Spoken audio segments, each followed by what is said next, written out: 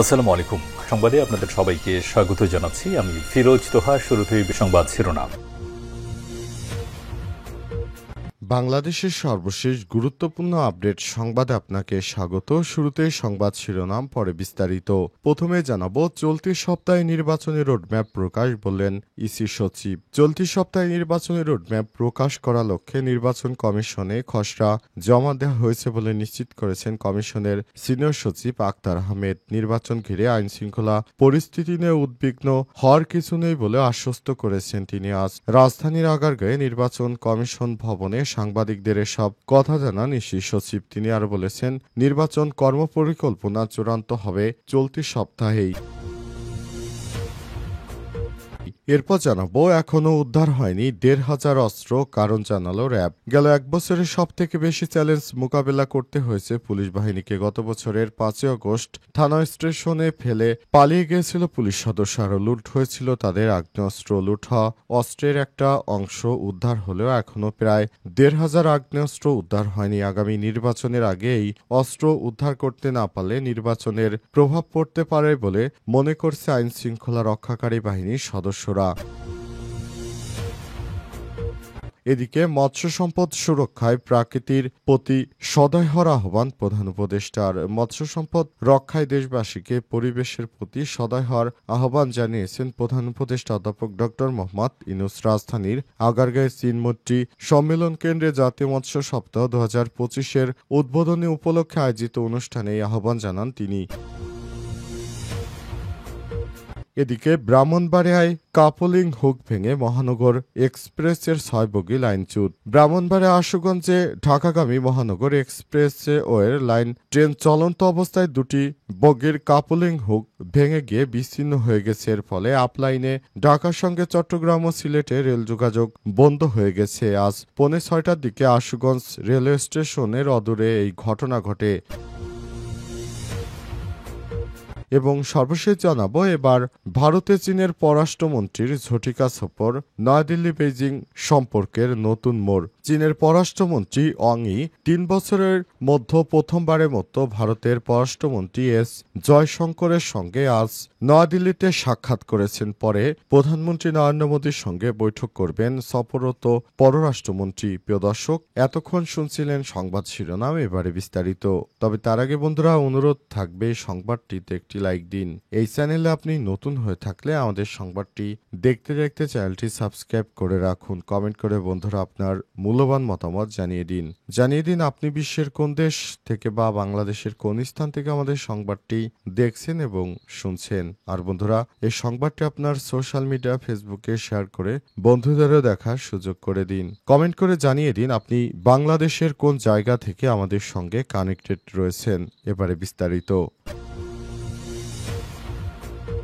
চলতি সপ্তাহে নির্বাচনী রোডম্যাপ প্রকাশ, বললেন ইসি সচিব। চলতি সপ্তাহে নির্বাচনী রোডম্যাপ প্রকাশ করার লক্ষ্যে নির্বাচন কমিশনের খসড়া জমা দেওয়া হবে বলে জানিয়েছেন ইসি সচিব কমিশনার সিনিয়র সচিব আক্তার আহমেদ। নির্বাচন ঘিরে আইনশৃঙ্খলা পরিস্থিতি নিয়ে উদ্বিগ্ন হওয়ার কোনো কারণ নেই বলে আশ্বস্ত করেছেন তিনি। আজ দুপুরে রাজধানীর আগারগাঁয়ে নির্বাচন কমিশন ভবনে সাংবাদিকদের এসব কথা জানান ইসি সচিব। তিনি বলেন, নির্বাচন পরিকল্পনা কর্মপরিকল্পনা চূড়ান্ত হবে চলতি সপ্তাহে। আক্তার আহমেদ আরও বলেন, সীমানা নির্ধারণে ৮২টি আসনের বিপরীতে ২৪শে আগস্ট থেকে শুনানি শুরু হয়ে চলবে ৪ দিন ধরে। ভোটকেন্দ্র বাড়ছে না, তবে ৩,০০০ ভোটারের জন্য একটি ভোটকেন্দ্র থাকবে। একটি বুথ ৫০০ এর জায়গায় ৬০০ করে ভোটার থাকবে। তিনি আরও বলেছেন, নিবন্ধনের জন্য প্রাথমিক যাচাই উত্তীর্ণ ২২টি নতুন দলের তথ্য যাচাই মাঠ পর্যায়ে চলমান। প্রাথমিক যাচাইয়ে বাদ পড়া দলগুলোকে বাদ পড়ার কারণ জানানো হচ্ছে বলেও জানান তিনি। আগামীতে কোন দল রাজনীতিতে থাকতে পারবে, কোন দল থাকতে পারবে না, এই বিষয়টি মাঠ পর্যায়ে দেখার পরই তারপর বিস্তারিত জানানো হবে বলে জানান ইসি সচিব। তিনি আরও বলেছেন, আগামী নির্বাচন সুষ্ঠু করতে সব রকম প্রস্তুতি নেওয়া হচ্ছে। তিনি বলেন, চলতি সময়ের মধ্যে আমরা নির্বাচনের খসড়ার মাধ্যমে সম্পূর্ণ বিষয়টি আপনাদের মাঝে তুলে ধরার চেষ্টা করব। অন্তর্বর্তীকালীন সরকারের প্রধান উপদেষ্টা ড মোহাম্মদ ইউনূস যেভাবে যেভাবে এটি নির্ধারণ করবেন আমরা সেভাবেই নির্বাচন দেওয়ার চেষ্টা চালিয়ে যাব বলে জানান তিনি বলেন এবারের নির্বাচন হবে বহুল কাঙ্ক্ষিত একটি নির্বাচন এবং এই নির্বাচনের মাধ্যমে ভবিষ্যতের বাংলাদেশ নির্ধারণ করা হবে বলেও জানান তিনি। এখনও উদ্ধার হয়নি ১৫০০ অস্ত্র, কারণ জানালো র্যাব। গেল এক বছরে সবথেকে বেশি চ্যালেঞ্জ মোকাবেলা করতে হয়েছে পুলিশ বাহিনীকে। গত বছরের ৫ আগস্ট থানা এবং স্টেশনগুলো থেকে পালিয়ে গিয়েছিল পুলিশ সদস্যরা। লুট হয়েছিল তাদের আগ্নেয়াস্ত্র। লুট হওয়া অস্ত্রের একটা অংশ উদ্ধার হলেও এখনও প্রায় ১৫০০ আগ্নেয়াস্ত্র উদ্ধার হয়নি। আগামী নির্বাচনের আগে এই অস্ত্রগুলো উদ্ধার করতে না পারলে নির্বাচনের প্রভাব পড়তে পারে বলে মনে করছে আইনশৃঙ্খলা রক্ষাকারী বাহিনীর সদস্যরা। র্যাবের দাবি এসব অস্ত্রের কয়েক হাত বদল হয়েছে, ফলে বেগ পেতে হচ্ছে উদ্ধারে। আজ রাজধানীর কারণ বাজারে সংবাদ সম্মেলনে সব কথা জানানো হয়। র্যাব জানায় এসব অস্ত্র কয়েক হাত বদল হয়ে অপরাধীদের কাছে চলে গেছে। নির্বাচনকে সামনে রেখে অনেকেই পরিস্থিতি খারাপের চেষ্টা করছে, সেটি নিয়ন্ত্রণের চেষ্টা করা হচ্ছে। র্যাব ২ এর উপ অধিনায়ক নাজমুল্লাহের অদূত জানান লুঠা অস্ত্র উদ্ধারে অভিযান চলছে, যদিও উদ্ধার করা কঠিন। তবে আশা করি আইন শৃঙ্খলা রক্ষাকারী বাহিনীর সদস্যরা যেভাবে তৎপরতা চালাচ্ছে এতে অস্ত্রগুলো উদ্ধার করা সম্ভব হবে। রাজধানীর মোহাম্মদপুরে জেনেভা ক্যাম্পে সংগঠিত অপরাধ নিয়ে তিনি বলেন, ক্যাম্পের চিহ্নিত মাদক ব্যবসায়ী বুনিয়া সোহেল ও চোয়া সেলিমকে একাধিকবার গ্রেপ্তার করা হলেও তারা জামিনে বেরিয়ে আবার অপরাধ করছে। এদিকে আলাদা ২টি ঘটনায় সংবাদ সম্মেলন করে র্যাব ১০ তারা জানায় কেরানীগঞ্জে সৎ ছেলে হত্যার পিতা আজহারুল সর্দার এবং ফরিদপুরের ভাঙ্গায় বিলের ভিতর বস্তাবন্দি লাশ উদ্ধারের ঘটনায় প্রধান আসামি জহুরুল মুন্সি ওরফে সুলতান জহিরকে রোববার গ্রেপ্তার করা হয়েছে। র্যাব আরও বলছে এসব অপরাধীরা কিভাবে গ্রেপ্তারের পর বেরিয়ে যায় সে বিষয়টি আমার জানা নেই। মৎস্য সম্পদ সুরক্ষায় প্রকৃতির প্রতি সদয় হওয়ার আহ্বান প্রধান উপদেষ্টার। মৎস্য সম্পদ রক্ষায় দেশবাসীকে পরিবেশের প্রতি সদয় হওয়ার আহ্বান জানিয়েছেন অন্তর্বর্তীকালীন সরকারের প্রধান উপদেষ্টা অধ্যাপক ড মোহাম্মদ ইউনূস।